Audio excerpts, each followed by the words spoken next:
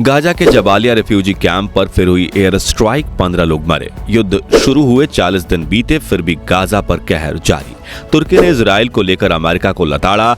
Gaza में अंदर तक घुसे इजराइल के टैंक, जान बचाकर भागे लोग। दोस्तों, इजराइल हमास के बीच शुरू हुई लड़ाई किसी भी तरह थमने का नाम नहीं ले रही है।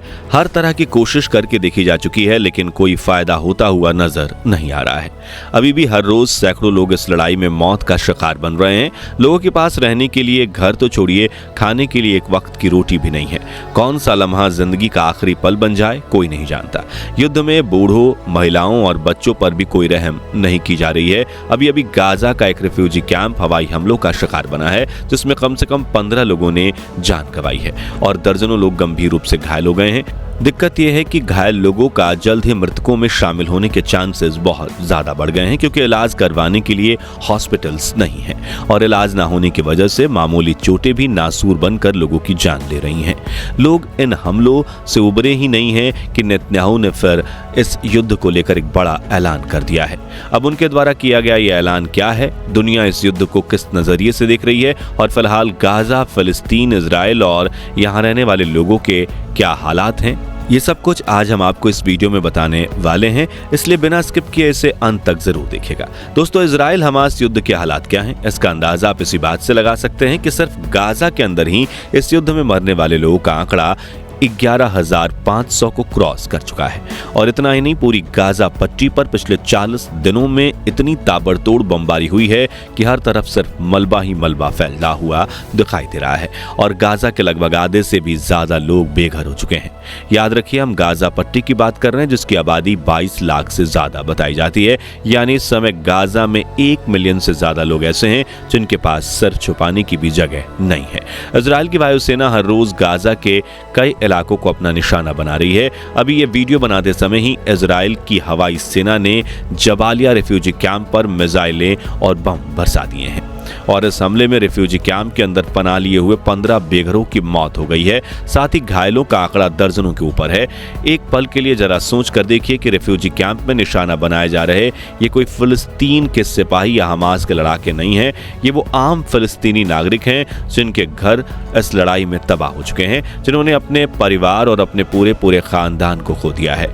ये वो लोग हैं जिनके पास अब अपनी खुद की जान के सिवा कुछ नहीं बचा है और ये इन रेफ्यूजी कैंप्स में सिर्फ सर छुपाने और 2 वक्त के खाने के लिए शामिल हुए हैं। अब इजराइल की सेना इन बेगुनाह लोगों को अपना निशाना क्यों बना रही है, ये बात हमारी समझ से बाहर है, क्योंकि ये पहली बार नहीं है जब इजराइल की वायुसेना ने रेफ्यूजी कैंप को अपना निशाना बनाया है, बल्कि इससे पहले भी ये कई बार इन पर हमला कर चुके हैं।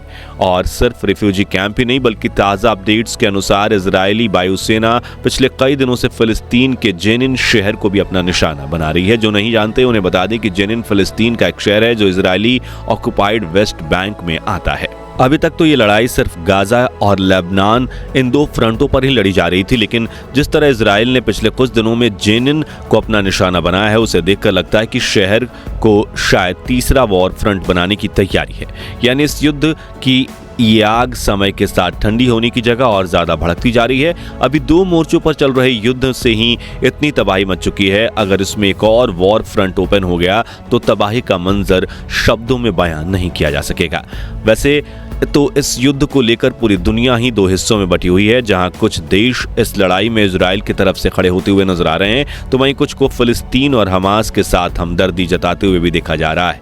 दोस्तों, देश तक तो फिर भी ठीक था, लेकिन अब तो एक ही देश के अंदर लोग इजराइल और फिलिस्तीन पर बंटना शुरू हो गए हैं और इसकी शुरुआत साउथ अफ्रीका से हुई है। दरअसल अभी मिली खबर के अनुसार साउथ अफ्रीका में इजराइल और फिलिस्तीन को सपोर्ट करने वाले 2 गुट आपस में भिड़ गए हैं। हुआ ये कि पिछले कई दिनों से साउथ अफ्रीका में फिलिस्तीन का सपोर्ट करने वाली रैलियां और प्रोटेस्ट किए जा रहे हैं। अब साउथ अफ्रीका एक ऐसा देश है जहां यहूदियों की आबादी भी ठीक ठाक है। ऐसे में वहां रहने वाले यहूदियों ने प्रो फिलिस्तीन रैलियों का विरोध करने के लिए प्रो इजराइल रैलियां निकालना शुरू कर दिया और इत्तेफाक ऐसा हुआ कि केप टाउन शहर में ये दोनों ग्रुप एक दूसरे के आमने सामने आ गए। बस फिर क्या, दोनों तरफ के लोग एक दूसरे के साथ बुरी तरह से भिड़ गए और बात इतनी ज्यादा बढ़ गई कि पुलिस को बीच में आकर स्टन ग्रेनेड और वाटर कैनन चलाने पड़े, तब जाकर हालात काबू में आए। विशेषज्ञों का कहना है कि साउथ अफ्रीका में जो हुआ वो सिर्फ एक नमूना है और अगर ये युद्ध जल्दी ही नहीं रोका गया तो इस तरह की घटनाएं पूरी दुनिया में देखने को मिलेंगी, क्योंकि इस युद्ध को लेकर हर देश के नागरिक एक दूसरे से बटे हुए हैं। यानी ये लड़ाई दो देशों को तो एक दूसरे से अलग करेगी ही, इसके साथ साथ देश के नागरिकों को भी बांट देगी। यही कारण है कि इस युद्ध को लेकर यह चिंता जताई जा रही है कि इसकी वजह से कहीं विश्व युद्ध जैसे हालात ना बन जाए। अगर ऐसा हुआ तो ये युद्ध पूरी मानवता के लिए एक बहुत बड़ा खतरा बन जाएगा, क्योंकि देखिए पहले के टाइम में जब दो विश्व युद्ध हुए थे तब इंसानों के पास लड़ने के लिए बहुत ज्यादा आधुनिक और विनाशकारी हथियार नहीं थे, लेकिन आज के टाइम में टेक्नोलॉजी की मदद से ऐसे ऐसे परमाणु हथियार बनाए जा चुके हैं कि सिर्फ एक बटन दबाने से ही पूरे देश दुनिया के नक्शे से गायब हो जाएंगे। इसलिए कोई नहीं चाहता कि इस युद्ध की चिंगारी विश्व युद्ध की आग में भड़क जाए। शायद यही सोचकर दुनिया के ज्यादातर देश इस लड़ाई को रोकने की अपील कर रहे हैं। हालांकि कुछ देश ऐसे भी हैं जो इजराइल को जंग जारी रखने के लिए उकसा रहे हैं और इस लिस्ट में जर्मनी का नाम सबसे ऊपर है। दरअसल दुनिया के बड़े बड़े देश जहां इस लड़ाई में इजराइल से तुरंत सीज फायर करने के लिए कह रहे हैं, वहीं जर्मनी के चांसलर ने सीज फायर की इस अपील का विरोध किया है। उनका कहना है कि इजराइल को अब इस लड़ाई को खत्म होने तक रुकना नहीं चाहिए। उनके इस बयान से दुनिया भर के देशों में एक बहस छिड़ गई है। हैरानी की बात यह है कि इजराइल को लड़ने के लिए उकसाने वाला ये वही जर्मनी देश है जिसने दूसरे विश्व युद्ध के दौरान दुनिया से यहूदियों के नाम को लगभग मिटा ही दिया था। खैर, जर्मनी या अमेरिका चाहे कुछ भी कहते रहें, सही बात तो यह है कि इजराइल खुद भी इस लड़ाई को रोकने की मूड में नहीं है और ये बात बेंजामिन नेतन्याहू ने एक बार फिर से साफ कर दी है। उन्होंने फिर कहा है कि वो इस बार हमास को जड़ से मिटाए बिना रुकने वाले नहीं हैं। यहां तक इजराइल लेबनान बॉर्डर पर भी लड़ाई दिन ब दिन बढ़ती जा रही है। इस लड़ाई में इजराइल का रवैया ऐसा है मानो उसको किसी के कुछ कहने या किसी देश के वार्निंग देने से कोई फर्क नहीं पड़ता है। अभी तक ना जाने कितने देश इजराइल से युद्ध को रोकने की अपील कर चुके हैं, लेकिन वो किसी की सुनने को तैयार नहीं है। इसके अलावा कई मुस्लिम देश भी इस लड़ाई में इजराइल के खिलाफ उतरने का ऐलान कर चुके हैं, लेकिन इजराइल को इससे भी कोई फर्क नहीं पड़ता है। उसने बस एक ही चीज ठानी हुई है कि किसी भी हाल में हमास का नामो निशान मिटाना है, फिर चाहे इसके लिए कोई भी कीमत क्यों ना चुकानी पड़े। दुख की बात यह है कि इजराइल की इस जिद और हमास के इंतकाम लेने की कीमत गाजा के आम लोगों को अपनी जान देकर चुकानी पड़ रही है। हर रोज सैकड़ों लोग मौत की भेंट चढ़ाए जा रहे हैं और ये लड़ाई जीतने के लिए मासूमों का खून बहाया जा रहा है।